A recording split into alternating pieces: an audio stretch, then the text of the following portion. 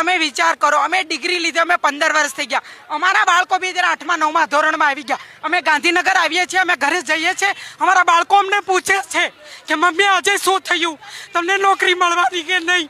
અમે કેટલું, આ સરકાર અમારી સાંભળતી નથી.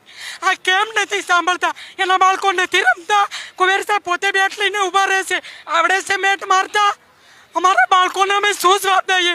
અમારા સાસુ સસરા અમને અહીંયા આવવા નથી દેતા કે રોજે નથી જવાનું, અમારે આવવાનો ખર્ચો થાય છે.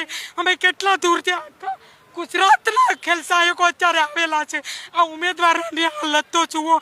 આ યુવાનીમાં કમાવાનું હોય, નહીં કે આંદોલન કરવાના હોય. હજી અમારા પાસે તો ઇન્કમ પણ નથી. અમે જ્યારે વૃદ્ધ થશું ત્યારે અમે અમારા બાળકોને શું મૂડી આપીને મરશું? હજી અમારા પાસે ખાવાના બી ફાફા છે. અમારા મા બાપ અમારું પૂરું કરતા છે સર, પણ આ સરકારને કેમ કરીને અમે સમજાવીએ? હવે અમે તો એ લોકોને હાથ જોડીએ કે અમારું માને.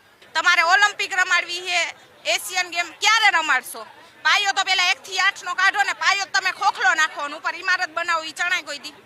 અને આ વ્યાયામ રોજ આવે, રોજ માટે એને શું કાંઈ કામ જ નથી?